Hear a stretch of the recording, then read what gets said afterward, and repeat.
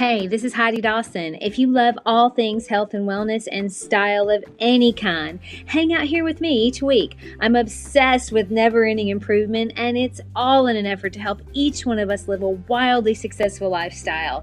Subscribe today so you don't miss a thing. Hi, guys. Welcome to episode 378 of the Wildly Successful Lifestyle Podcast. Thanks for being here. It is always nice to hang out with you guys. So there's a quote that I love. I've talked about it before, but I felt it was appropriate to today's episode. It is by Rumi, and here it is.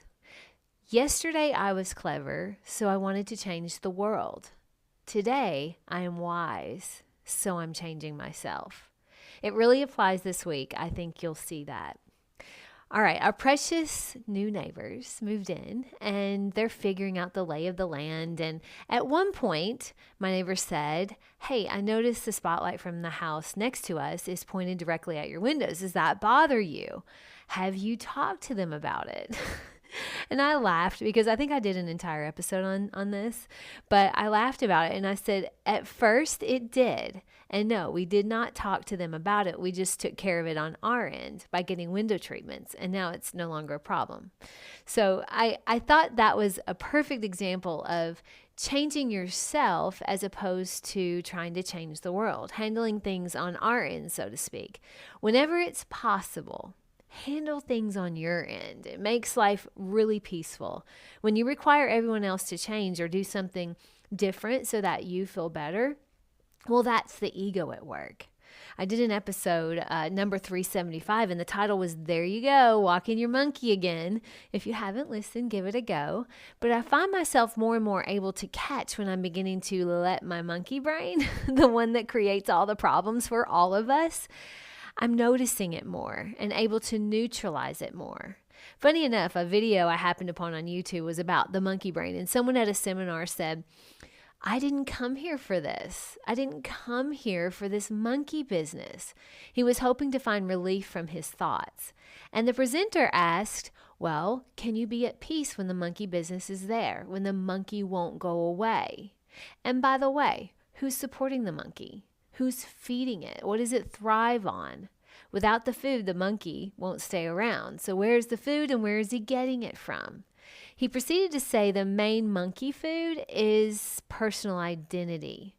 So something like, I do this, I am this, I like this, I don't like this, I have this car, or I took this vacation. It's that personal identity that we all have.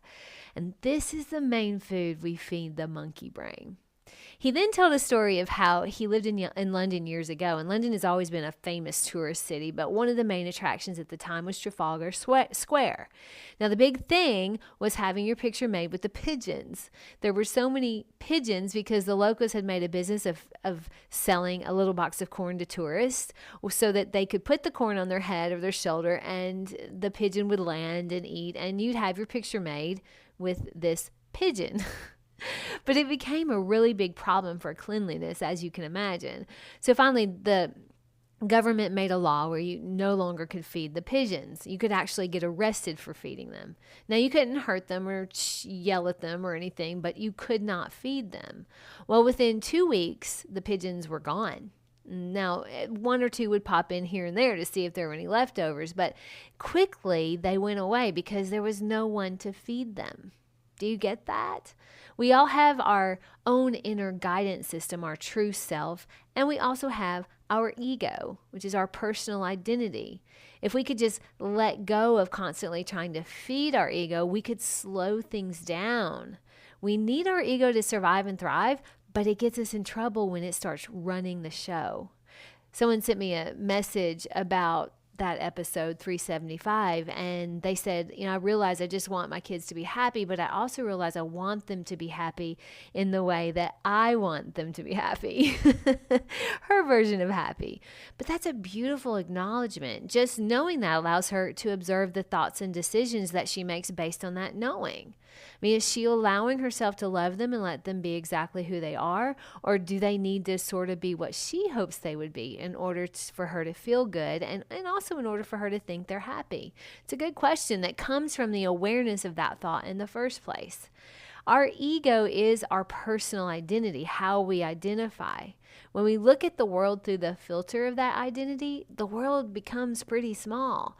I mean, we want to reinforce that identity. We don't want it questioned or challenged.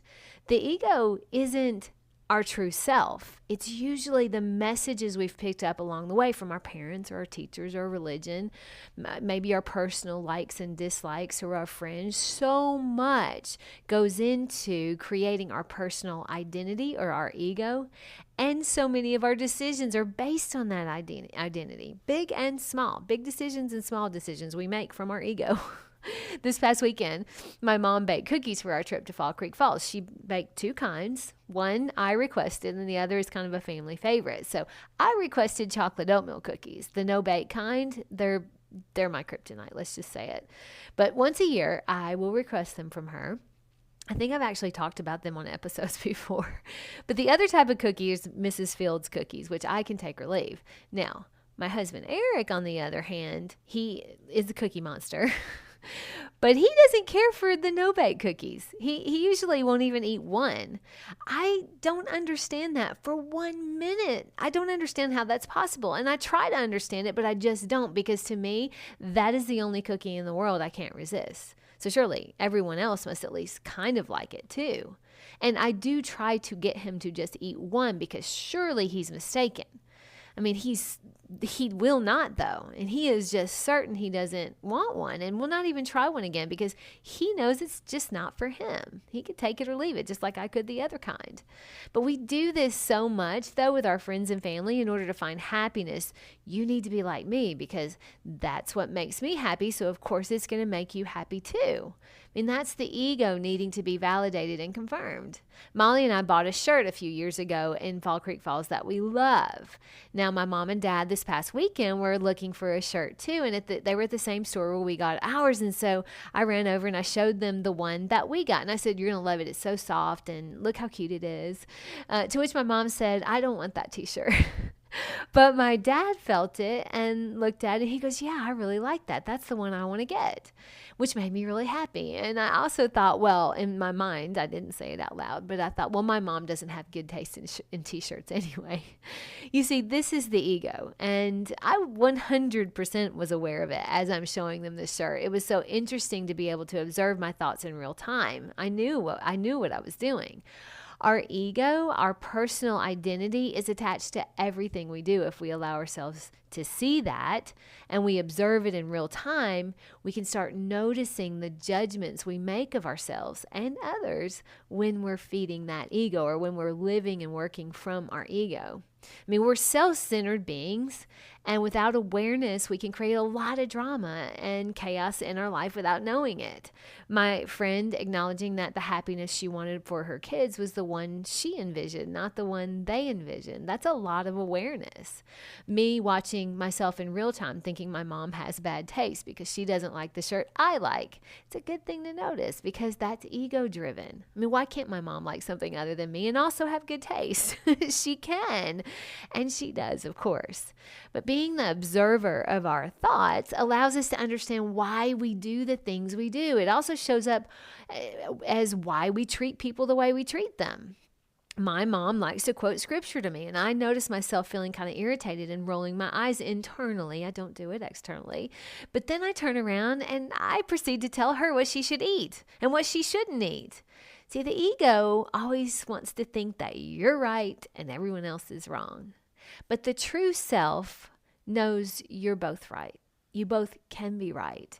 I mean, I am what I am, and you are what you are. And both are right, because that's what is.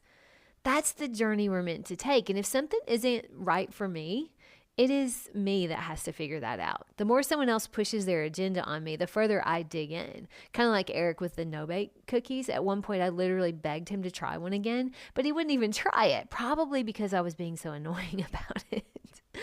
But the only person in this world for whom you are responsible for their happiness is you. And it has nothing to do with what someone else does or doesn't do. It can't possibly, because we are so fluid, every single one of us. I might like chocolate oatmeal cookies today, but a year from now, my taste may change and I might not like them at all. And what if I talked Eric into liking them? Would I then have to talk him out of liking them? You see, we're fluid. And if our ego needs or expects others to conform in order to be validated or feel seen, well, you're in for a really big roller coaster. It's our ego that expects external things to change so that we feel good. And that is most certainly a roller coaster ride, and an unpredictable one at that. What if I thought, okay, it isn't fair that my neighbors have a light that shines directly into my bedroom light at night. They have to leave it off. And off I go to let them know how bothered I am. But what if they're equally bothered by having that part of their driveway not lit up, so they refuse to change it, which upsets me? And now we're both mad. And now we've created this problem. But we didn't do that. Instead, we just close our room and shades at night, and all is well. See how much easier that was? The more things you can fix on your end, the better. The more comfortable we get with the idea that we control one thing, and that is ourself, the better we are at getting creative with problem solving on our end. The ego says they should fix it. The truth self asks, how do I solve this problem on my end? We are fluid beings with wildly diverse ideas. I mean, you can have different thoughts on religion or politics or food than me, and it doesn't have to be an attack on my identity. I can prefer a t-shirt and someone else can think it's boring and they won't be wrong. You can raise your kids a certain way, and it doesn't mean one thing about the way someone else raises their kids. Our ego wants everyone to conform to our way of being, but our true self accepts that that's not possible, and it would be horrible anyway. The awareness that our ego is trying to run the show will keep us from allowing our ego to run the show. The more aware we are, the less the ego needs. So noticing is that first step, awareness of your need for others to like the same things or to do the same things or to validate your feelings in some way. Just being aware of those thoughts help them subside, because a lot of times it's unintentional thoughts that get us in trouble. You're in charge of the ego. Did you know that? It's something I've just recently learned. I'm not my ego. I'm separate from that. You are not your ego. So you have to slow the feeding of your ego way down in order to control it. The ego left on autopilot is full of unintentional thoughts, and that's when you're making decisions from the monkey brain. That's why noticing them is so powerful, because noticing them gets you working from your thinking brain, the logical brain, where you control the thoughts and you control the ego. You decide what's useful and not useful, not the ego. So I used to just want. When I was younger, I just felt like I always wanted something new. And my brother-in-law calls it accurately want-itis. I like that name. But I thought that if I had this designer purse or this designer watch, that I would finally feel worthy. That was my ego constantly needing external gratification. The ego is insatiable, by the way. The more you feed it, the more it wants. So once I got that purse or that watch, it felt good for a week. But then I realized, okay, that didn't last long. That feeling didn't last long. It was so fleeting, which makes you hungry for the next fix. What will give me that feeling again? And the next thing just gets more expensive. It's never ending. I remember noticing in real time that I was doing it, and also noticing it wasn't working. Now, I still like designer stuff, but I don't need it. I don't have to have specific brands all the time, because I realized it was a bottomless pit. And so I started working on the worthiness inside instead of outside. And that worthiness, the internal worthiness, that one isn't fleeting. My challenge to you today is to notice how your ego shows up. Every human desires to live the best way they possibly can. The ego will interrupt that by never ending mind games. So what does your ego need when it shows up? And do you know the difference between your true self and what your true self needs and what your ego wants? Maybe you need control of everything and you resist change. That's your ego at work. Your true self will go with the flow instead of constantly battling for control. How do you show up when you're being your true self versus showing up from your ego? Once you know that, it will help you know how much time you spend there, which is very powerful because you control your ego, which means you control how often your ego shows up. Share this with 3 people who have a strong internal guidance system. I love you guys. I'll talk to you in a few days. Don't forget to subscribe and share with your friends because we're just going to keep going bigger and better places together, and I love that about us. Talk to you in a few days.